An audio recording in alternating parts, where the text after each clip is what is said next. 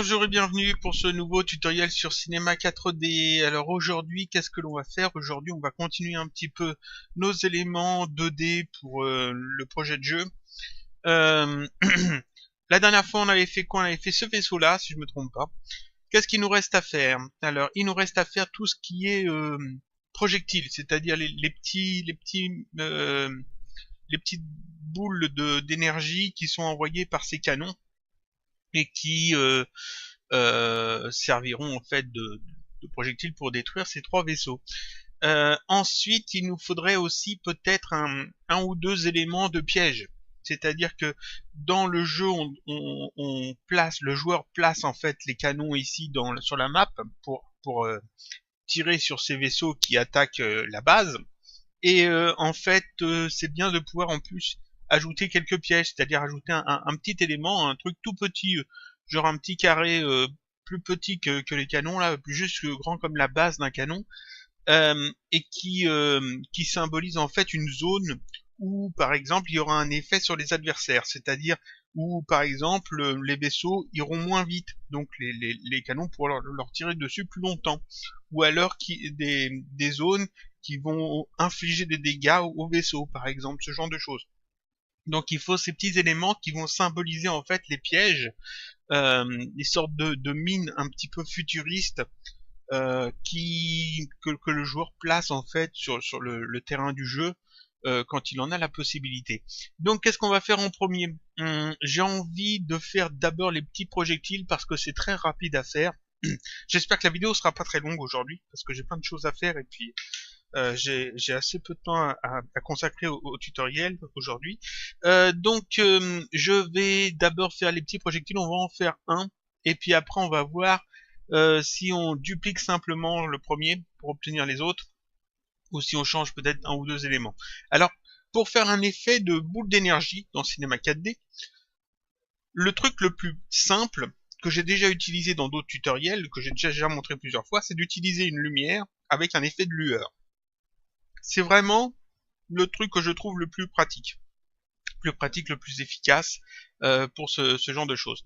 Alors ce que je vais faire, je vais mettre dans cette vidéo et j'ajoute une lumière dans la scène. Voilà, ça ajoute une petite lumière. Cette lumière, en fait, on veut pas qu'elle nous crée en fait de la lumière. Donc je pourrais ici cocher aucune illumination. Je sais pas si ça a une influence sur la lueur, je pense pas. Donc je coche ici aucune illumination, comme ça quand je fais le rendu, en fait, ça n'éclaire pas en fait ma scène. Alors que si je décoche et que je fais le rendu, en fait ici l'arrière des vaisseaux il doit être sans doute un peu plus éclairé vu que la lumière est ici. Euh, Moi je veux pas que ça soit plus éclairé, je veux pas que ça influence l'éclairage, donc je coche aucune illumination sur ma lumière. Cette lumière on va appeler ça projectile. On va l'appeler projectile, voilà. Non, je vais mettre laser. Laser, c'est mieux. Ensuite, je veux avoir un effet. Je veux que cette lumière soit visible. Alors, je pourrais tout à fait ici aller dans lumière visible et puis cocher visible. Et puis comme ça, faire mon rendu et j'aurai une petite lumière comme ça que je peux après paramétrer. Seulement, j'aime pas trop ce truc-là. Je trouve que c'est pas assez... Enfin, c'est un peu chiant à paramétrer pour obtenir ce qu'on veut. Donc ici, je veux pas mettre visible, je laisse sans. Et je vais ici dans lentille à la place, dans les propriétés de la lumière. Et dans lentille, ici, lueur. Alors, on va agrandir un petit peu la fenêtre des propriétés, voilà. Ici, lueur, j'ai plein de pré-réglages. Ça permet de faire des lens flares, c'est-à-dire des effets de lueur sur les objectifs des caméras, des appareils photo, des choses qu'on voit généralement quand on prend une source lumineuse en photo. Dans After Effects et dans Photoshop, dans Adobe Premiere, tout ça, vous trouverez ce genre de choses assez facilement. Et dans Cinema 4D, il y a aussi cet effet de lueur. Dans les dernières versions de Cinema 4D, je crois que ça a été amélioré, cette zone de création de lueur. Moi, j'ai la version 13. J'ai déjà montré comment ça fonctionnait. Je vais pas revenir dessus. En fait, il y a des pré-réglages, puis après, il faut modifier un petit peu. Donc, ce que je vais faire, je prends de H8, parce que je pense que c'est pas mal. On va regarder un petit peu les autres d'abord. Par défaut, ça donne ça. Cinema 4D V4, ça donne ça. Grand angle, zoom. H8, c'est ça, c'est une boule bleue qui fait très boule d'énergie en fait. Caméscope, projecteur, artefact. pas mal aussi, mais bon, ça va pas. Étoile, étoile 2, etc. Oui, il y a plein de trucs déjà faits. Bleu 2 est pas mal aussi, mais il y a un petit halo rouge en plus.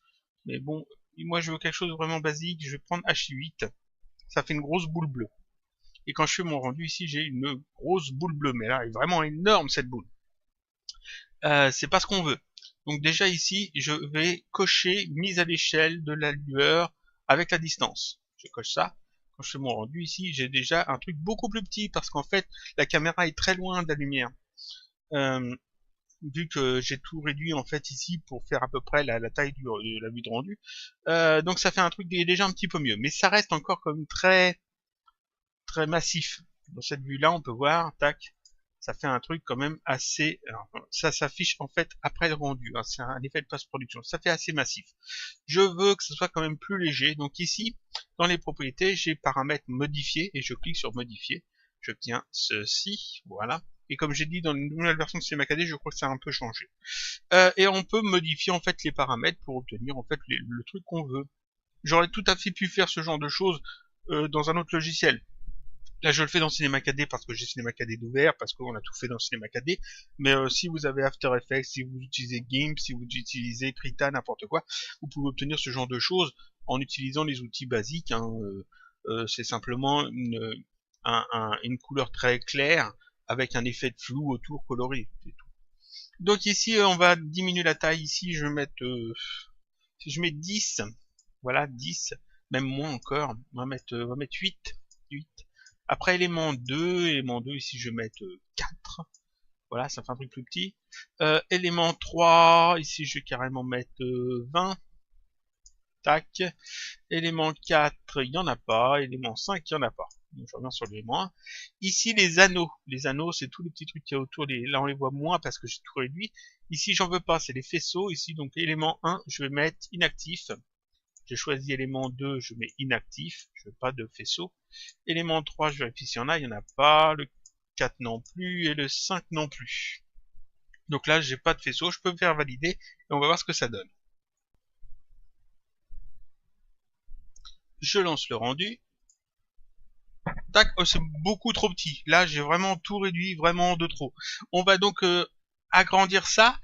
Alors, je peux aller retoucher les paramètres. Genre faire modifier les paramètres, mais seulement ils sont déjà bien. Donc ici j'ai mis à l'échelle, je peux jouer avec ça. Je peux mettre par exemple ici 150, puis faire leur petit rendu, et normalement j'ai un truc un peu plus grand. On va faire un petit peu plus, 200, je fais mon rendu, hop, c'est encore un peu plus grand. Et comme ça je peux jouer en fait avec le truc. Je peux soit donc modifier ici mes paramètres, alors on va quand même jouer un petit peu avec ça, on va mettre 10 ici, on va quand même essayer d'ajuster un petit peu, on va mettre 5, on va mettre des trucs qui tombent pile, 5, ici 20 c'était bien, là c'est bon, donc tout ça j'y touche plus, je fais mon petit rendu, on regarde ce que ça donne, ouais c'est pas mal, c'est pas mal. C'est très rond, j'aimerais bien un truc qui soit un petit peu moins rond, j'aimerais plus que ça ressemble à une petite capsule, c'est-à-dire un petit trait avec des arrondis, pas pour tous les lasers, mais pour celui-là par exemple en particulier, j'aimerais que ça soit pas quelque chose de rond comme ça. Alors ce que je vais faire, hop, on va zoomer. Je vais simplement dupliquer ma lumière. J'appuie sur touche contrôle, je reste appuyé, je fais un clic déplacé comme ça pour avoir un double, tac, et je relâche. Comme ça, quand je fais mon rendu ici, j'ai un truc qui est plus étiré sur l'axe X, parce que j'en ai mis 2 en fait. Si on regarde ce que ça donne ça. On va le faire encore une fois. Alors, je vais pas faire dans cette vue-là. Je vais même me mettre sur une vue de côté peut-être. De côté, ça sera sans doute plus visible. Ce que je fais, hop. Voilà. On va faire ça. On va déjà décaler un petit peu ce que j'ai refait. On va la mettre comme ça. Je fais un contre-clic déplacé. J'en mets une troisième. Voilà. Ça fait un truc plus allongé. Voyons ce que ça donne dans cette vue-là. Tac, ça fait légèrement plus allongé. J'aimerais encore plus allongé et que ça fasse moins épais, en fait, au centre. Donc on va simplement les décaler un petit peu, ces lumières. Je les sélectionne et je les décale les uns par rapport aux autres. Voyons ce que ça donne. Ça fait un peu plus une capsule, on va encore les décaler. Voilà, il faut essayer de s'arranger pour pas que ça fasse de creux quand même entre les lumières, ça serait bien. Là, c'est pas mal du tout. J'ai un truc qui ressemble en fait assez bien à un petit faisceau lumineux. J'aime bien. Je peux peut-être essayer encore plus. On va voir ce que ça peut donner. Si j'écarte encore un petit peu plus les lumières, histoire d'avoir essayé de s'arranger pour qu'il y ait à peu près autant entre chaque lumière espacée. Voilà. Ah, je l'ai décalé. Voilà, c'est bon. Voyons ce que ça donne. C'est parfait, ça. Alors, il y a un petit halo lumineux tout autour. C'est pas mal, ce petit halo lumineux, je peux le garder. Euh, Étant donné que ça sera en PNG, sans fond, ça fera en fait un halo transparent. Je peux le garder, mais je peux peut-être essayer de m'en passer. Voyons ce qu'on peut regarder, ce qu'on peut faire. Ici, je sélectionne les trois lumières. Je vais dans modifier. Alors, on a donc cet effet. Ça, c'est élément 1. C'est la couleur, en fait, surtout. Élément 2, c'est très clair. Et élément 3, c'est très foncé. Alors, il faut essayer de trouver lequel des trois fait l'anneau. C'est peut-être celui-là. On va essayer. On va mettre du rouge ici pour voir ce que ça donne. Histoire de repérer le truc. Je sais pas trop si c'est ça. On va retourner dessus. Élément 3. Non, élément 2. Élément 2. J'ai mis du rouge comme ça. Voilà. Ok. Alors, élément 2, vous voyez que le rouge, en fait, c'est plutôt le centre. Donc, c'est pas ce que je veux modifier. Donc, on va retourner sur l'élément 2. Élément 2, je veux quand même un truc qui est très clair. Plutôt du blanc. Voilà. Élément 3, ça serait bien ça, l'anneau. Le halo. Là, c'est un gris, un noir un peu plus clair, un gris très foncé. Et là, le rouge, on voit que c'est bien l'anneau. Donc, c'est ça que je veux diminuer au maximum. Je vais mettre 10 ou même peut-être même 8. On va mettre 10. On va mettre 10. 8. 8. On va essayer avec 8. Alors, je vais laisser ça comme ça pour le moment. On fait OK. On laisse là le rouge pour voir ce que ça donne. Voilà, ça fait un anneau, mais on voit qu'il est plus petit. On va encore le diminuer. Donc, modifier. Élément, c'est élément 3. Élément 3, on va diminuer ça à 5. Même à 4. Voilà, ou encore plus. Ouais, 3. 3. Et puis, on va mettre une couleur blanc, bleu. Comme ça. OK. On valide. On a un effet. Avec là, on n'a plus notre halo tout flou autour. On a vraiment quelque chose de mieux. Donc là, j'ai mon premier laser. Je me rends compte que c'est quand même assez gros. On va diminuer un petit peu l'échelle. Ici, je vais mettre 180. Tac. Est-ce que ça donne 180, encore moins. 150. J'essaye de retrouver à peu près la taille qu'il faut. Ça sort de ce canon là, je rappelle. Donc ici, il faut quand même que ce soit un truc pas trop gros, pas plus gros que le canon. Ça, c'est déjà mieux. Ici, on a vraiment un petit laser, une sorte de petit trait lumineux. Ça a l'air pas mal. Ces trois lumières là, je vais les grouper. Alternate G. Alors, je me trompe. Alternate G. Voilà, je les ai groupés et je vais appeler ça laser. Et puis donc si je le mets ici, juste à côté, tac, on voit bien que ça, la taille correspond. Donc je vais le décaler, je vais le remettre là. D'ailleurs, je le remets là où il était à la base, voilà. Parfait. Je vais ouvrir mon groupe, je vais prendre le premier laser que j'ai fait, la première lumière, je vais faire un contrôle-clic déplacé pour en faire un double en dehors du groupe. Et ce double, on va le placer maintenant de manière à ce qu'il soit en face de ce canon-là. Donc hop, on le place ici. Voilà. Et on va faire un contrôle-clic déplacé pour en faire un deuxième qu'on met à côté. Parce que ce canon-là, il y a deux canons. Donc deux lumières en fait qui sont générées à chaque fois qu'il tire. Voilà, ici j'ai mes deux lasers. On va les sélectionner, on va voir s'ils correspondent à peu près avec le truc. Alors, voilà, que je les replace bien. Celui-là devrait être un petit peu plus comme ça. L'autre a l'air pas mal. Donc je peux sélectionner mes deux lumières. Voilà, les décaler. Je les remets là. Je suis un petit rendu. Tac, j'ai mes deux lumières. Et pour celui-ci, qu'est-ce que ça pourrait être? Une lumière aussi, mais plus grosse peut-être. Donc je vais simplement reprendre le premier laser. CTRL-clic déplacer. Je le mets en face. Voilà, je m'arrange pour qu'il soit bien en face. Voilà. Et puis on va juste le faire un peu plus gros. Au lieu de 120, ici on va mettre 140. Voilà, et on voit ce que ça donne. Un peu plus encore. 160. parce que là c'est vraiment un gros canon. Voilà, on a un gros canon et qui lance des grosses boules d'énergie, un peu plus encore, 180, parce que là il y a quand même un truc assez large. Ouais, donc ça c'est rond, ça c'est plus allongé, et là il y a deux petits tirs. Et donc là on a nos trois projectiles de fait, tout bêtement. Alors alors ces deux-là, tac, je vais les grouper, Alternate G. Et celui-là, bah, je vais le grouper aussi, histoire qu'il soit vraiment mis à part. Mais bon, on a nos trois lasers. Laser, là, double laser. Et là, gros laser, par exemple. On s'en fiche un petit peu des noms. Voilà, donc maintenant on va s'occuper de notre petite mine. Parce que là, on a fait nos projectiles. Oui, c'était assez simple. On va faire notre petite mine, on va la faire ici en position 000. Donc je vais tout décaler, je vais tout sélectionner, et je vais tout décaler vers l'arrière. Tac. Parfait. Donc, dans cette vue-là, la vue 3D, j'aimerais voir un petit peu ce que ça donne. Tac, c'est pas mal. Donc, à quoi ça peut ressembler? C'est une mine. C'est quelque chose qui se placera sur le terrain. On peut imaginer un petit truc carré, un petit peu comme un socle le socle des tourelles, sauf que vraiment très carré, avec des éléments de détail dessus, puis peut-être une lumière au centre qui peut peut-être changer de couleur, pourquoi pas. Donc on va partir là-dessus. Je vais commencer par faire un cube. Là, je vais faire un cube. On va l'aplatir ce cube. Voilà, on va vérifier un petit peu sa dimension par rapport aux autres éléments.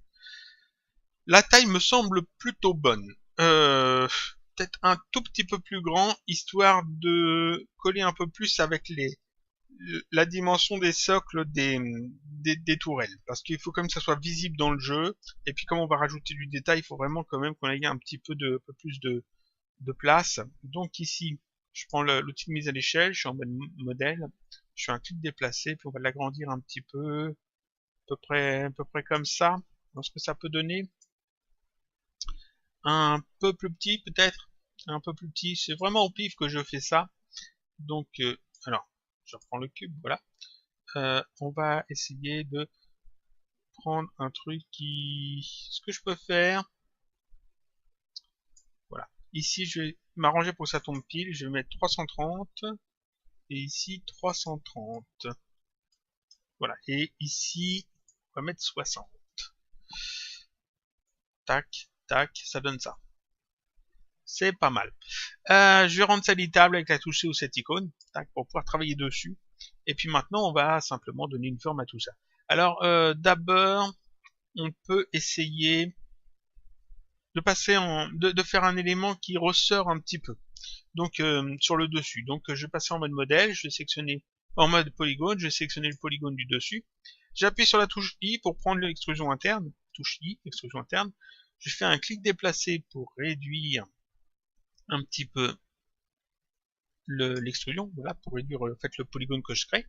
Et puis maintenant je vais le biseauter afin d'obtenir quelque chose qui ressort. Donc je fais MS pour prendre l'outil biseauter, MS. Je rappelle que vous l'avez aussi ici dans maillage, outil de création et ici biseauter. Voilà, si vous avez du mal avec les raccourcis clavier. Et je fais un clic déplacé pour obtenir comme ça un truc un peu plus en hauteur. Parfait.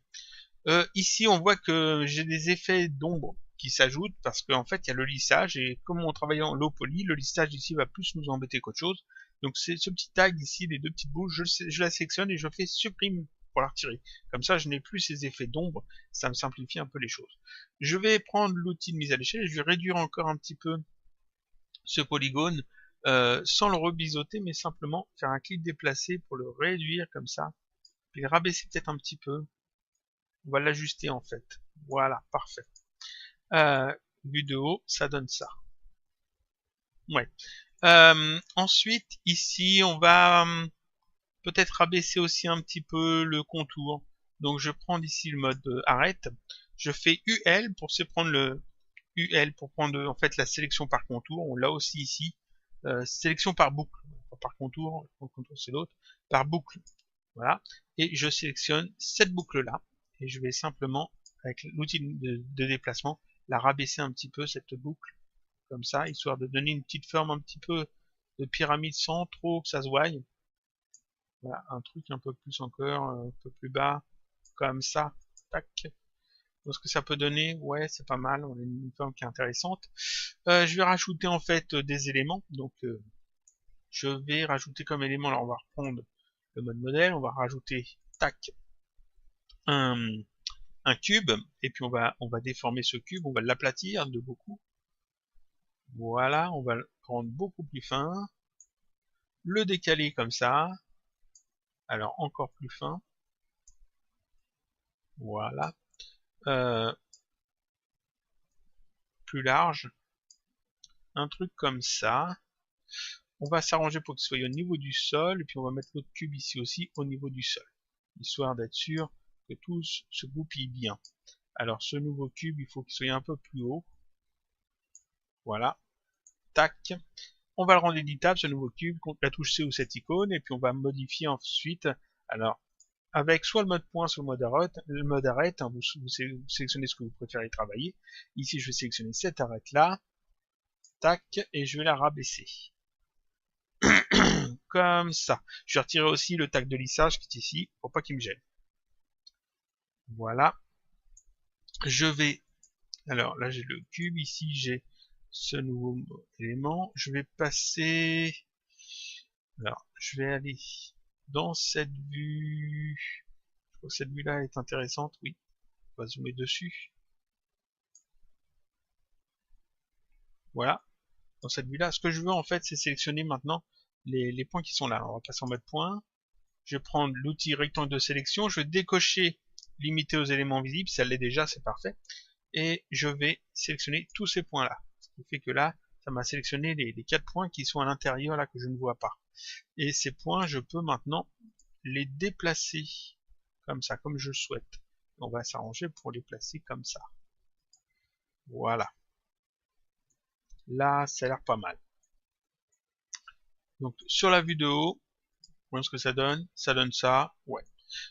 Peut-être, ici, sélectionner en mode polygone ce polygone-là, et puis le réduire, afin d'obtenir un truc un peu plus pointu, comme ça.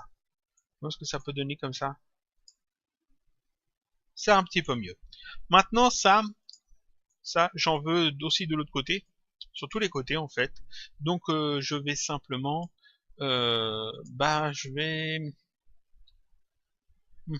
peut utiliser simplement une symétrie, c'est le plus simple. Donc je vais ajouter une symétrie dans ma scène.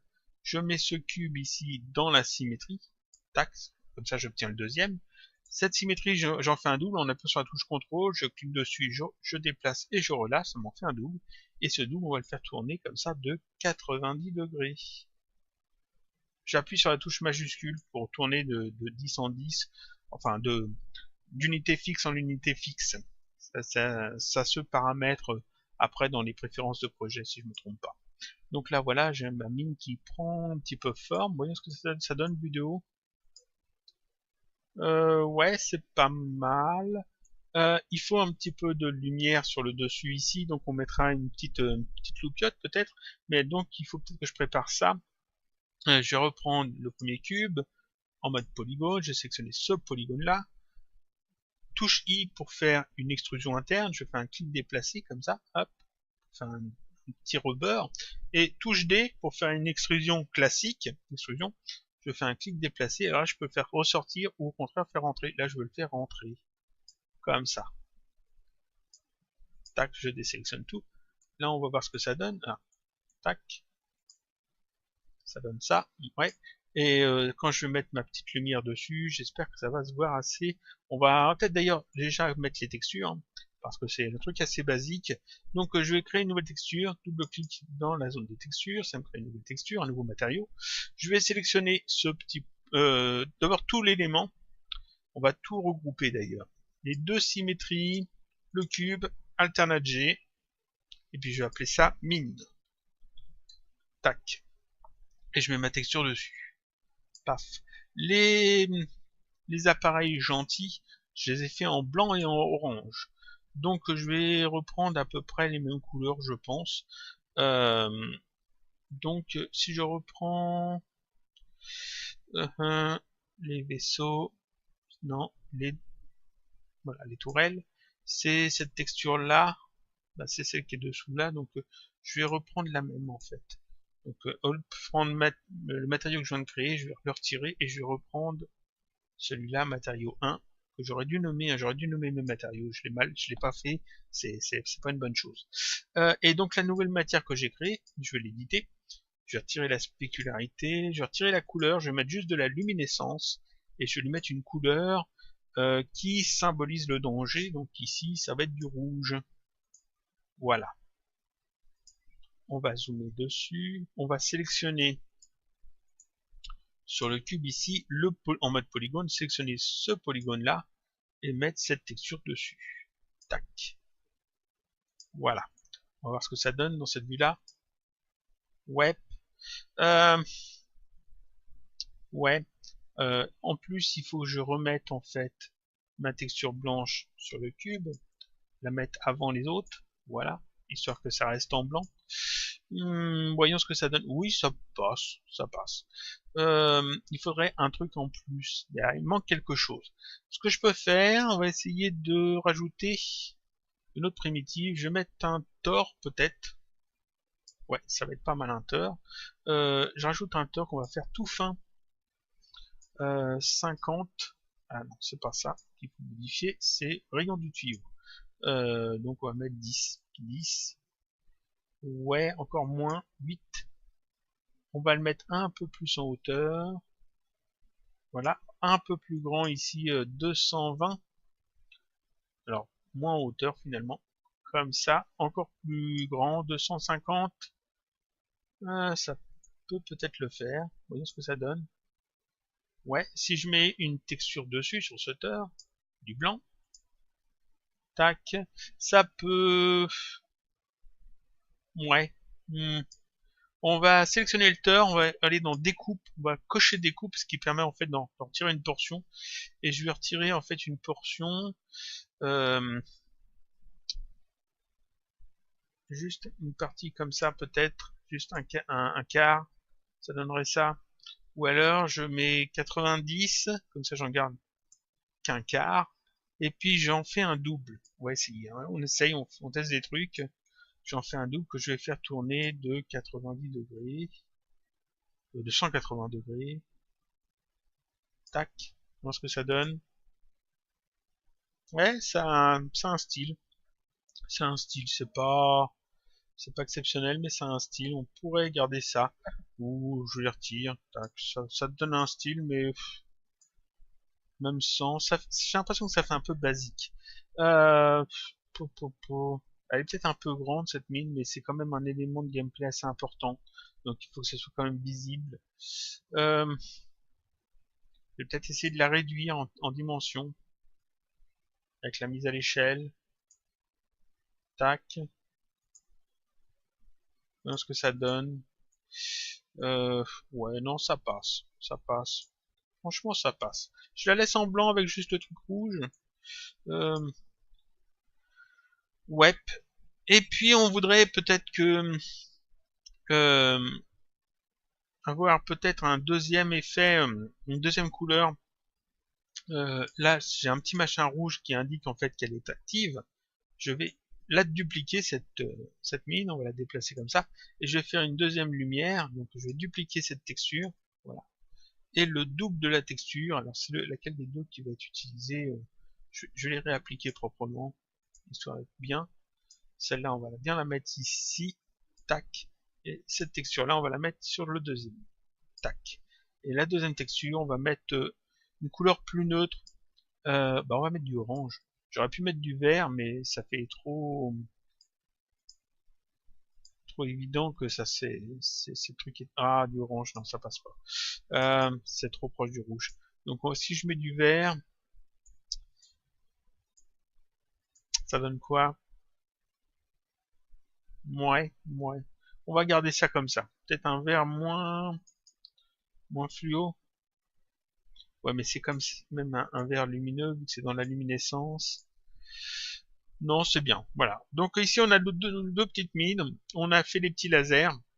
C'était une vidéo assez courte, hein. On peut peut-être voir un petit peu les couleurs des autres des vaisseaux ennemis. J'avais dit qu'on reviendrait dessus. Donc c'est cette texture-là, donc c'est celle-là. À la place d'un noir, mettre un gris peut-être. On va retirer l'aspect Q, aller dans couleur, et puis ici je vais aller chercher plutôt un gris. Si je prends un gris comme ça, ça passe un petit peu mieux. Alors on va prendre un gris, effectivement comme ça, mais on va aller dans les couleurs un peu grenat peut-être. Ça donnerait quoi? Qu'est-ce que ça peut donner? Là, c'est pas bon. Non, non, il faut rester dans les gris. Mais peut-être un gris un peu bleuté.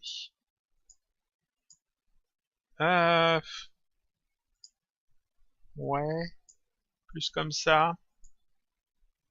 Plus foncé peut-être. Plus comme ça. Ouais. Et puis le rouge qui est dessus, c'est ce rouge-là, je suppose. On va retirer la spécularité. On va aller chercher un rouge un peu plus foncé. Voyons ce que ça peut donner. Que ce soit moins flashy. Ou alors, si je vais... Si au contraire je vais dans le très flashy, ça donne quoi? On va garder cette couleur-là à peu près. Ouais, c'est pas mal, ça passe. Ensuite, on a les autres couleurs. Alors ici, cette couleur-là, c'est laquelle? Je vais chercher. Là, c'est ce truc-là. C'est celle-là, c'est mat 13. Mat 13.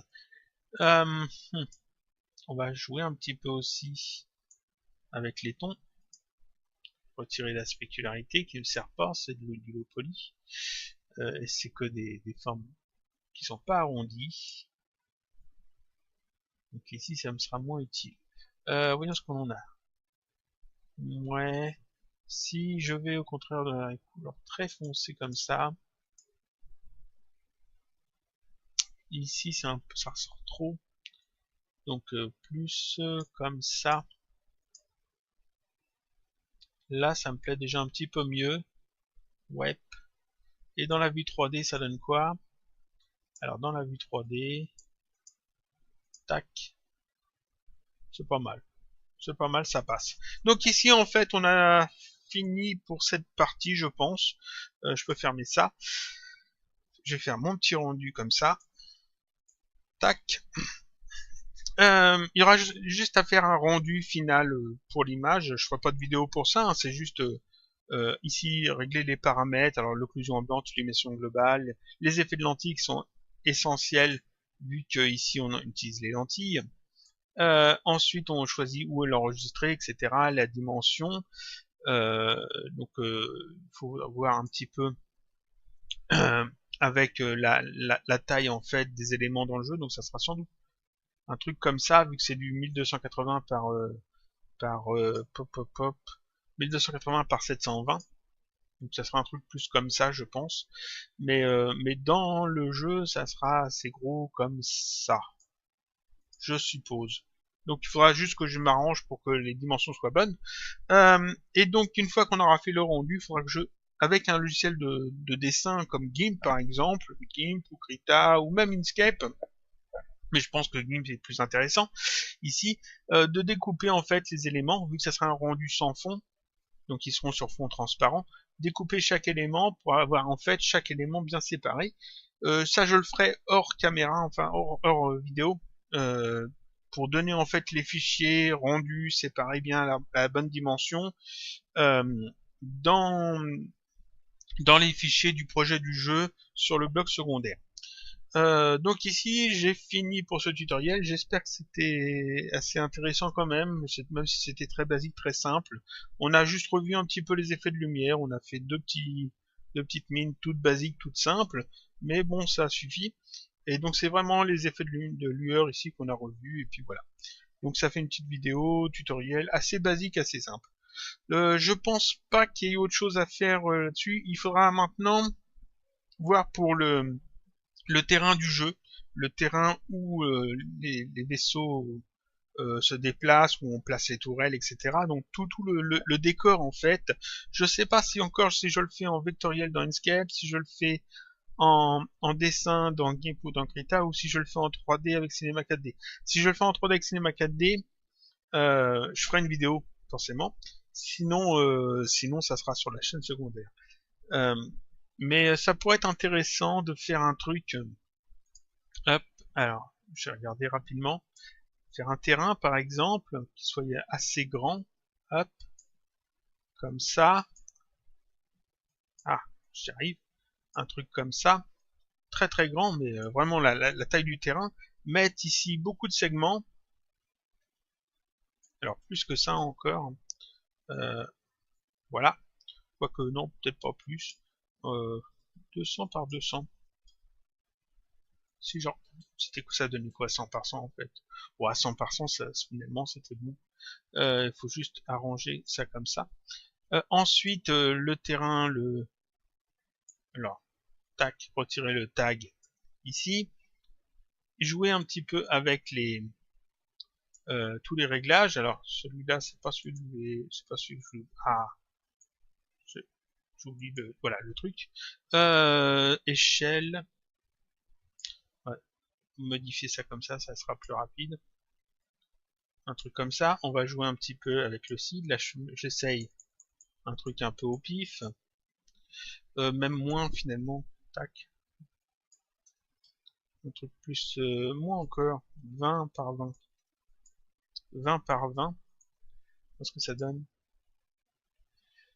Ouais. 10 par 10. Ah, 10 par 10. Ouais. Et puis jouer un petit peu avec ça. Ça donnerait quoi comme ça? Essayer de peut-être mettre un effet... un effet Sketch and Tool peut-être, ou un rendu cellulo, pour obtenir en fait un décor un petit peu style Tron, le nouveau film, le plus récent des deux. Ça pourrait faire un style. Je sais pas, il faudra voir. Donc je verrai si je fais ça en vidéo en 3D ou si je fais à la place un truc en bitmap ou en vectoriel. Donc ça termine là pour ce tutoriel. Comme toujours, le fichier final sera disponible sur le blog dans l'article de cette vidéo. Donc vous allez sur le blog, vous cliquez sur le lien qui est dans la description de la vidéo si vous êtes sur YouTube. Vous arrivez sur le blog et vous avez normalement à télécharger le fichier C4D directement sous la vidéo dans l'article du blog. Et je vous dis donc à la semaine prochaine pour un autre tutoriel toujours sur Cinema 4D.